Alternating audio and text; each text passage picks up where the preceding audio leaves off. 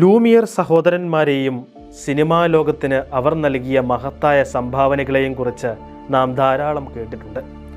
എന്നാൽ ആദ്യ വനിതാ സംവിധായകയും ആഖ്യാന സിനിമയുടെ തുടക്കക്കാരിലൊരാളും കത്തോലിക്ക വിശ്വാസിയാണെന്ന് നിങ്ങൾക്കറിയാമോ?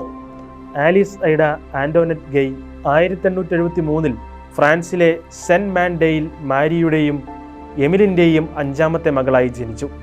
6ാം വയസ്സിൽ അവൾ പ്രദേശത്തെ സേക്രഡ് ഹാർട്ട് കോൺവെൻറ്റിലെ ബോർഡിംഗ് സ്കൂളിൽ പ്രവേശിച്ചു. കുടുംബത്തെ സാമ്പത്തികമായി സഹായിക്കുന്നതിന് അവൾ ടൈപ്പിങ്ങും ഷോർട്ട് ഹാൻഡും പഠിച്ചു. 21ാം വയസ്സിൽ ലോകത്തിലെ ഏറ്റവും പഴക്കമുള്ള ചലച്ചിത്ര കമ്പനിയായ ഗൗമോൺ സ്റ്റുഡിയോയിൽ സെക്രട്ടറിയായി നിയമനം ലഭിക്കുന്നതിന് ഈ പഠനം അവളെ സഹായിച്ചു. 1896 ആലീസ് തൻ്റെ ആദ്യ സിനിമയായ ദി ക്യാബേജ് ഫെയറി നിർമ്മിച്ചത്. 1 മിനിറ്റ് ദൈർഘ്യമുള്ള ഈ ചിത്രത്തിൻ്റെ കഥാ, സംവിധാനം, നിർമ്മാണം എന്നിവ നിർവഹിച്ച ആലീസ് 1897 ഗൗമോണ്ടിലെ ചലച്ചിത്ര നിർമ്മാണത്തിൻ്റെ തലപ്പത്തേക്ക് ഉയർന്നു. 1900 ആണ്ടിൽ ആലീസിന് ബൈബിളിൻ്റെ ഒരു പകർപ്പ് കിട്ടി.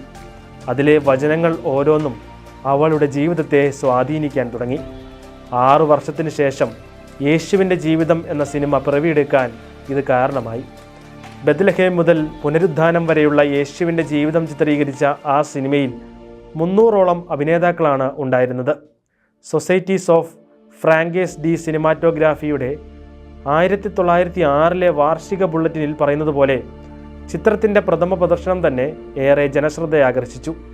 ഓരോ സീനുകളും നിറഞ്ഞ കയ്യടിയോടെയാണ് ജനം സ്വീകരിച്ചത്. അതിശയകരമായ ആ നേട്ടത്തിന് ശേഷം ആലീസ് അമേരിക്കയിലേക്ക് കുടിയേറി. ന്യൂജേഴ്സിയിൽ സോളാക്സ് എന്ന സ്റ്റുഡിയോ ആരംഭിച്ച് പ്രവർത്തനങ്ങൾ തുടങ്ങി. എന്നാൽ 1ാം ലോക മഹായുദ്ധം അവളുടെ പ്രവർത്തനങ്ങൾക്ക് വിഘാതമായി. കമ്പനി പാപ്പരായി. അവളുടെ കരിയർ നിശ്ചലമായി. പിന്നീടൊരിക്കലും അവൾ പൊതുരംഗത്തേക്ക് കടന്നു വന്നില്ല.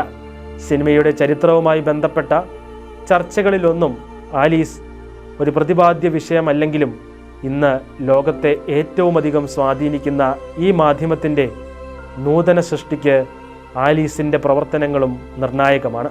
അതിലുപരി തൻ്റെ ക്രിസ്തുവിശ്വാസത്തിൻ്റെ ശക്തമായ പ്രതിഫലനം സിനിമാ വ്യവസായത്തിലേക്ക് കൊണ്ടുവന്ന ആദ്യ വനിത എന്ന നിലയിലും ആലീസ് എന്നും സ്മരിക്കപ്പെടും.